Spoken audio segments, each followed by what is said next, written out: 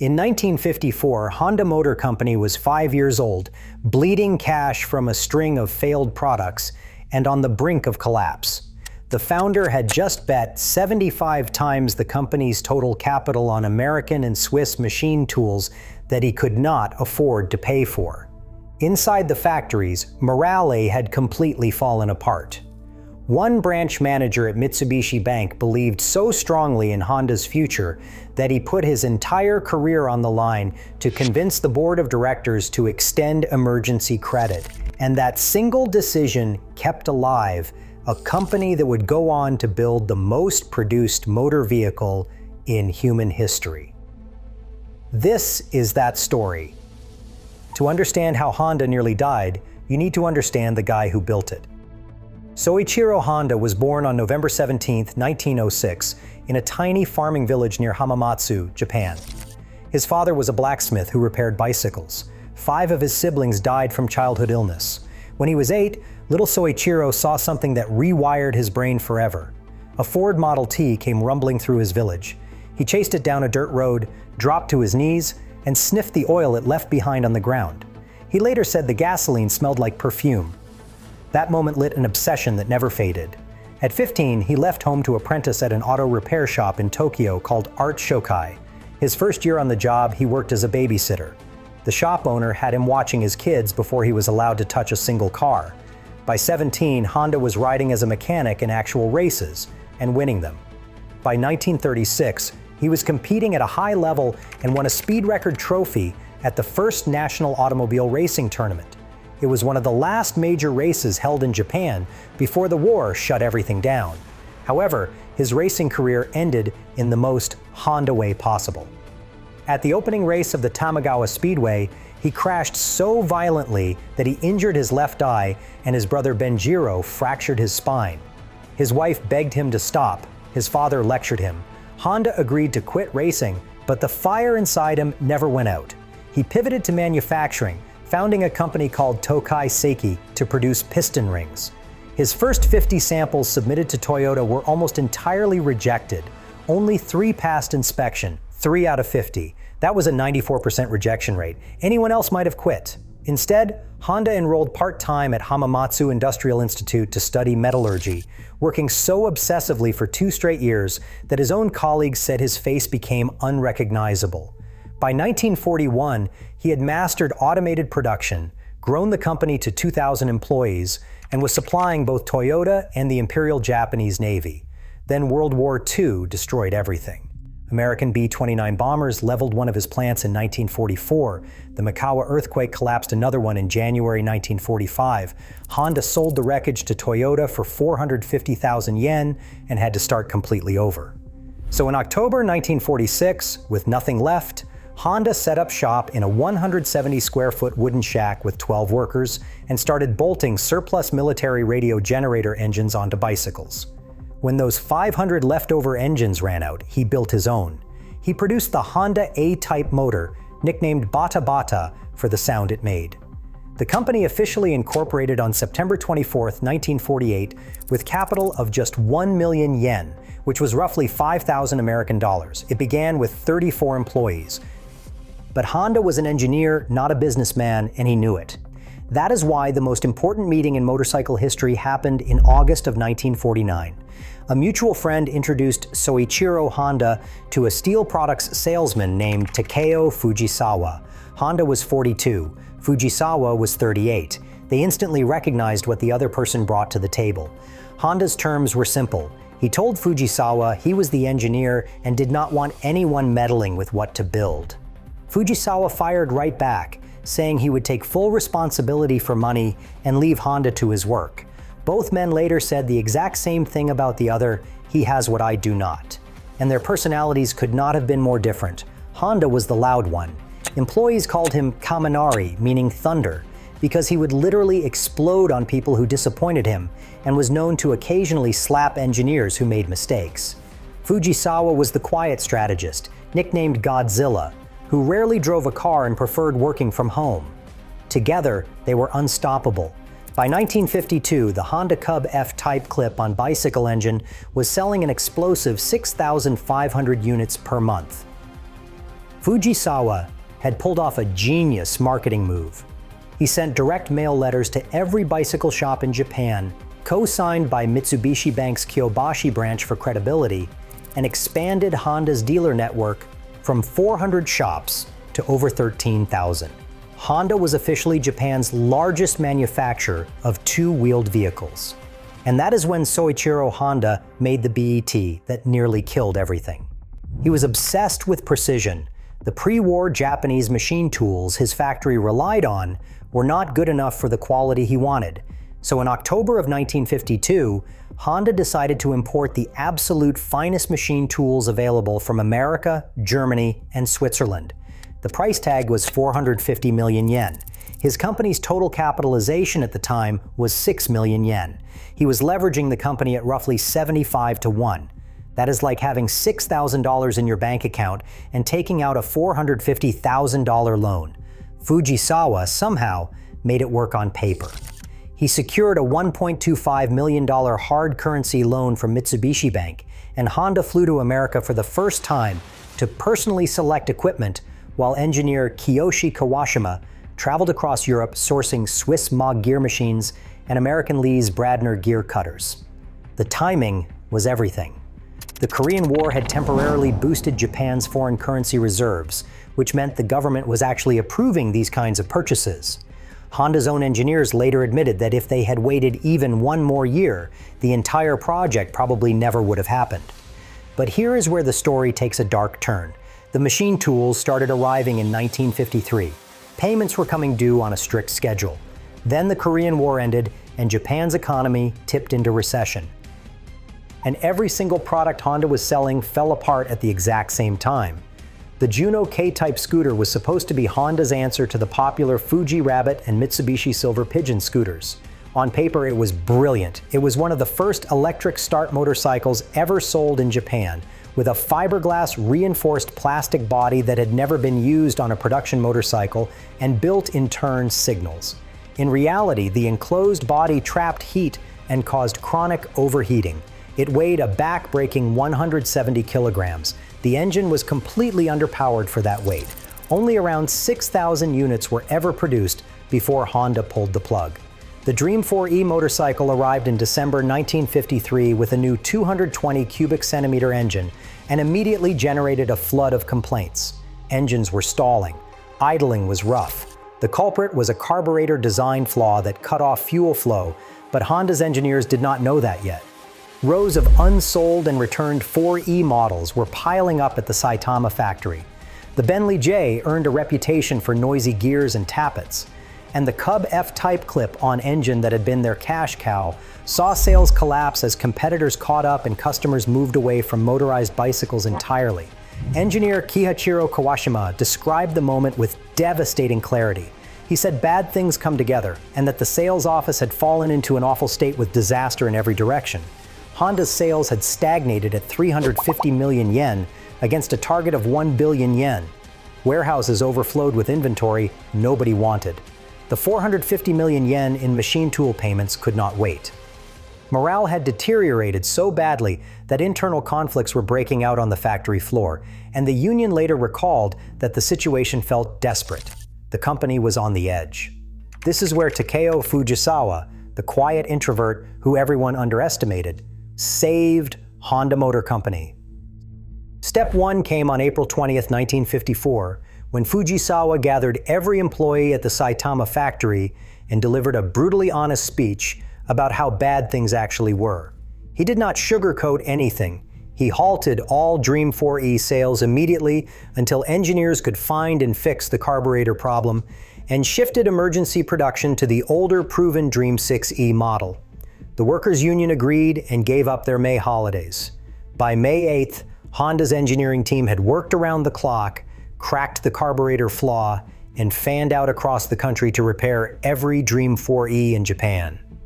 Step 2 was the supplier negotiation.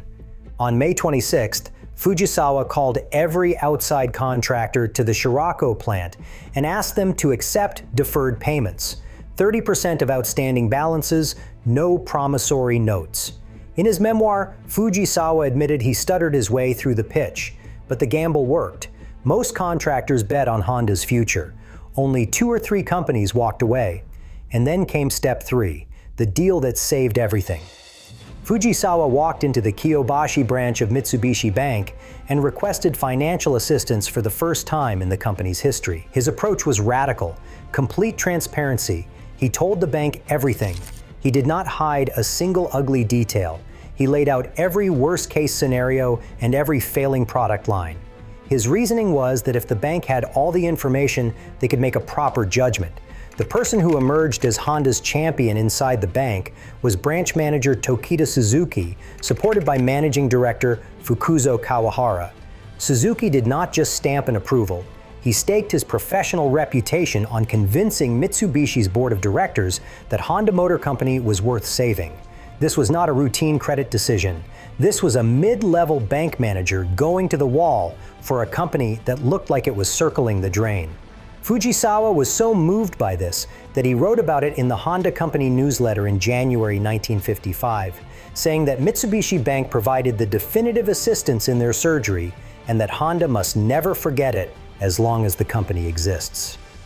He specifically asked employees to remember the name Tokita Suzuki, the branch manager who threw himself fully into convincing the directors to share his belief in Honda. The final piece of the rescue came in December 1954. Fujisawa appeared alone before 1,800 union members to explain that Honda could only offer 5,000 yen in year-end bonuses. The union had demanded 25,000 yen.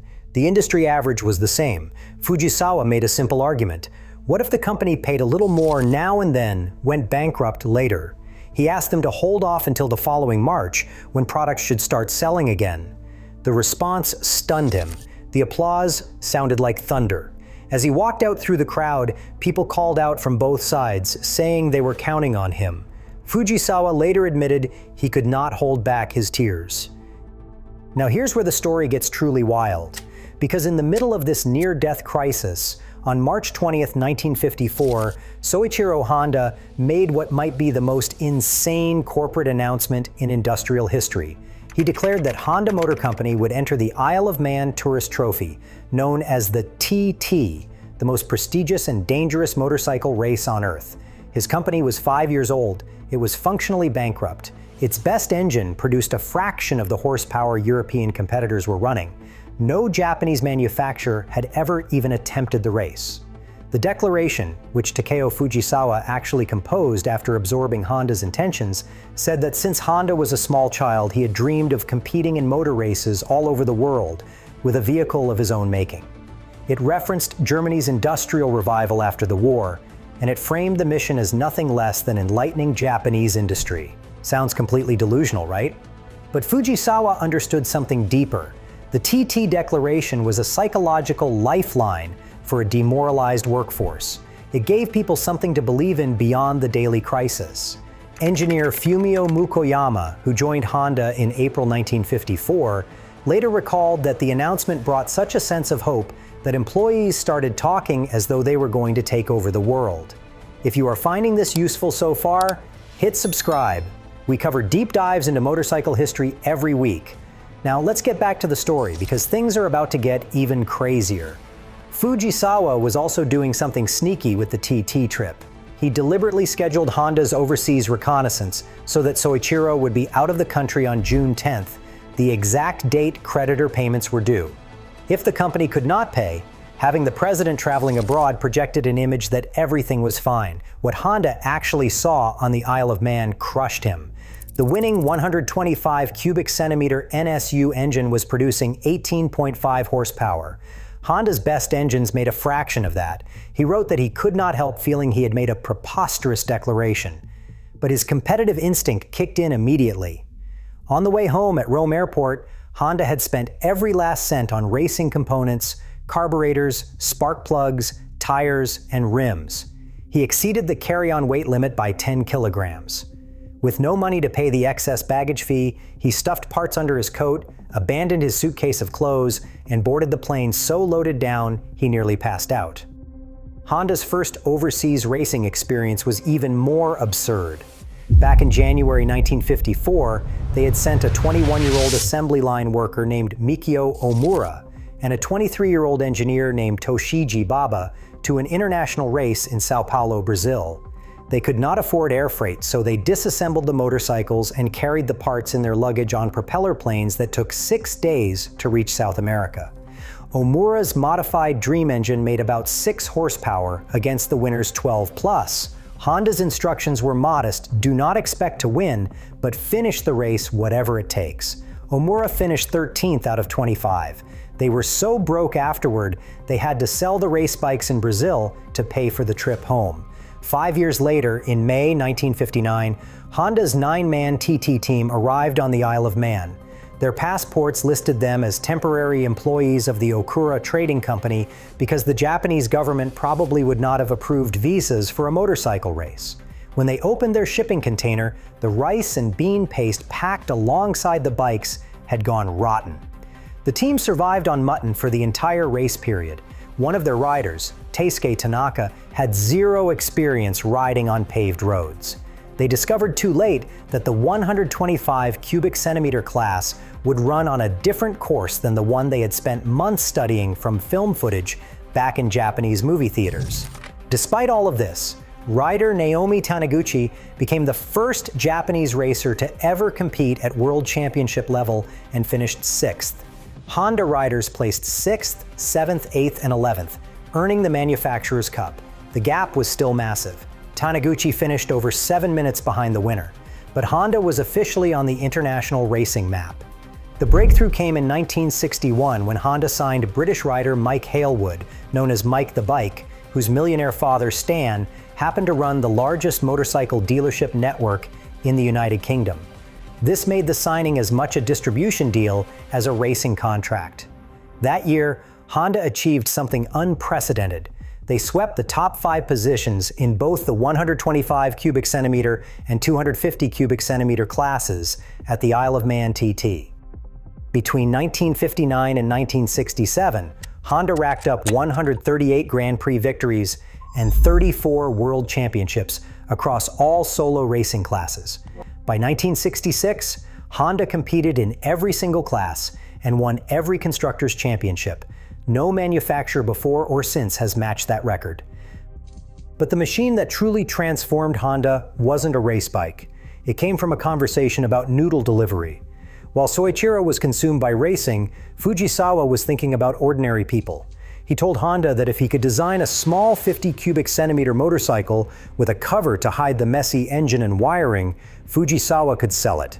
His pitch was that every soba noodle shop in Japan would want one for deliveries. And he had one critical requirement.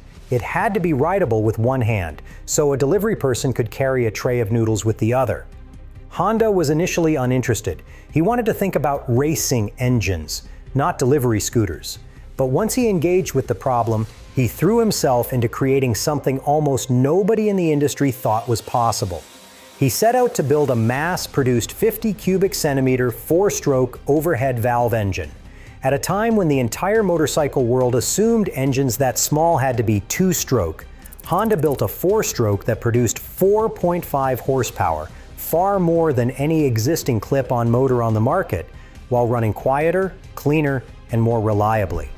The design included an automatic centrifugal clutch that eliminated the clutch lever entirely, a step-through frame so anyone could mount it easily, large polyethylene leg shields built using technology salvaged from the failed Juno scooter's fiberglass research, and 17-inch wheels sized between scooter and motorcycle wheels. When Fujisawa saw the final mock-up in late 1957, he declared that monthly sales would hit 30,000 units. At the time, the entire Japanese motorcycle market sold only 20,000 units total per month across all brands. Everyone thought Fujisawa had lost his mind. He was right. By its second year, the Honda Super Cub accounted for 60% of all domestic motorcycle sales. To meet demand, Honda built a new factory at Suzuka, modeled after Volkswagen's Beetle production line in Wolfsburg, Germany. It was the largest motorcycle factory in the world, capable of producing 50,000 units every month.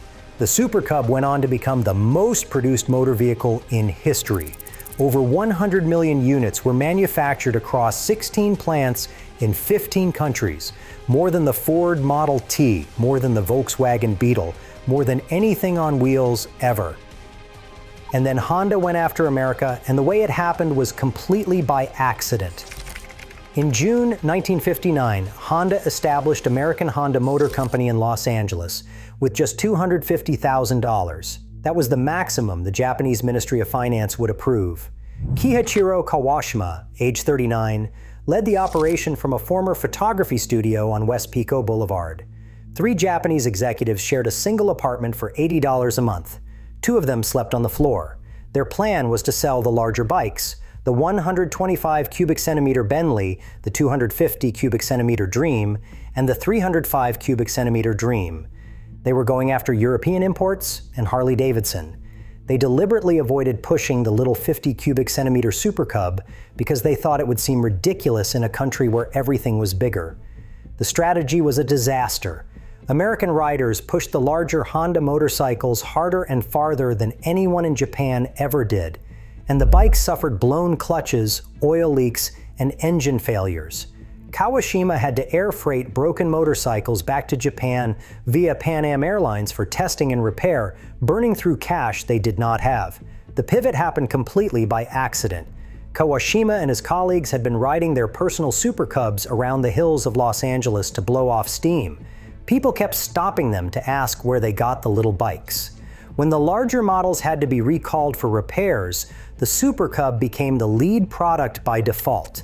It sold for about $250 against the $1,000 to $1,500 price of big American and British machines. And the buyers were not traditional motorcyclists in leather jackets. They were college students, families, and suburbanites. In 1963, Gray Advertising launched one of the most famous campaigns in advertising history.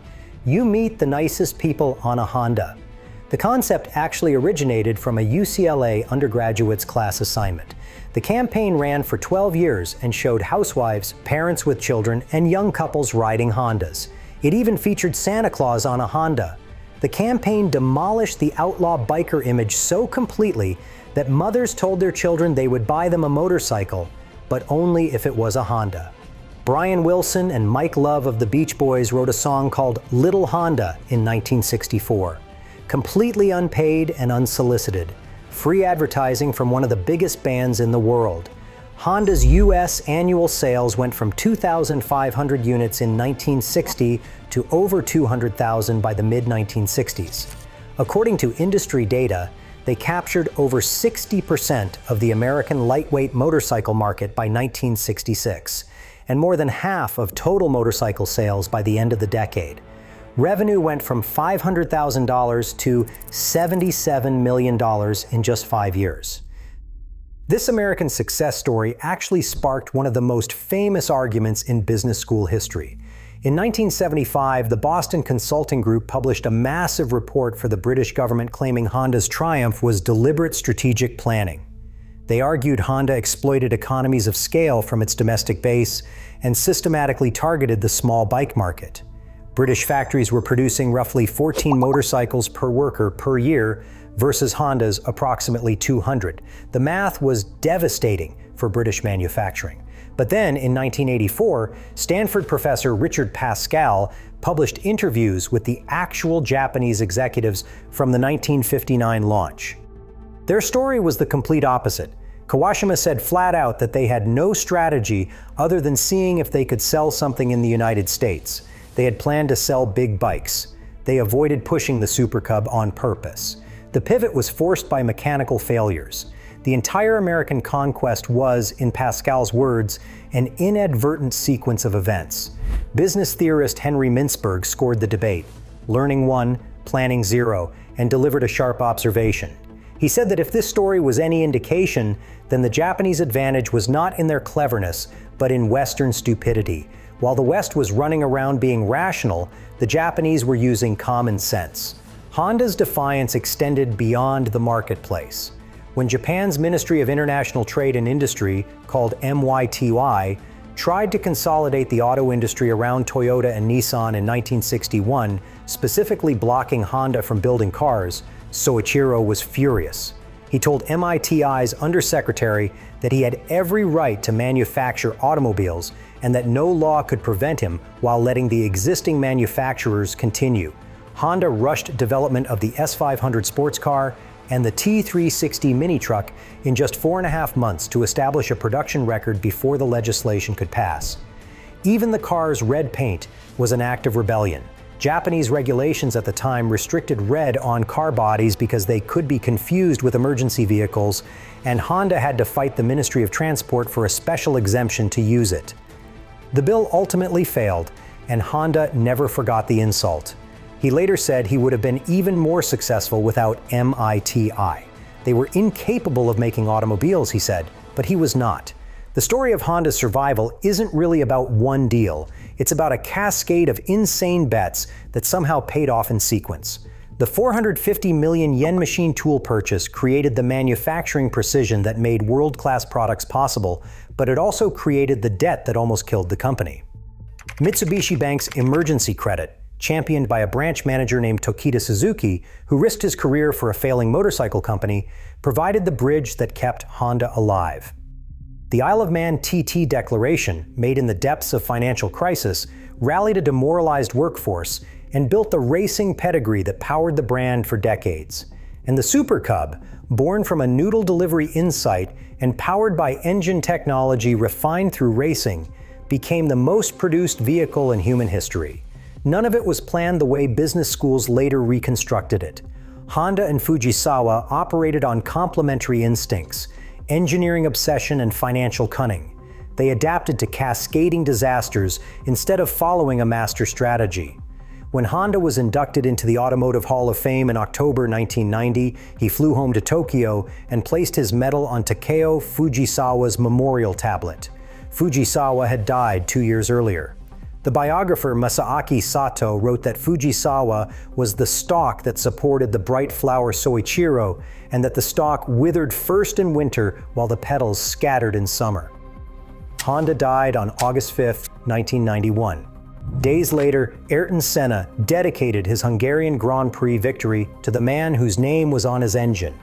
From a wooden shack with 12 workers to the largest motorcycle manufacturer on Earth, all because one banker believed, one engineer refused to quit, and one salesman knew how to tell the truth when it mattered most.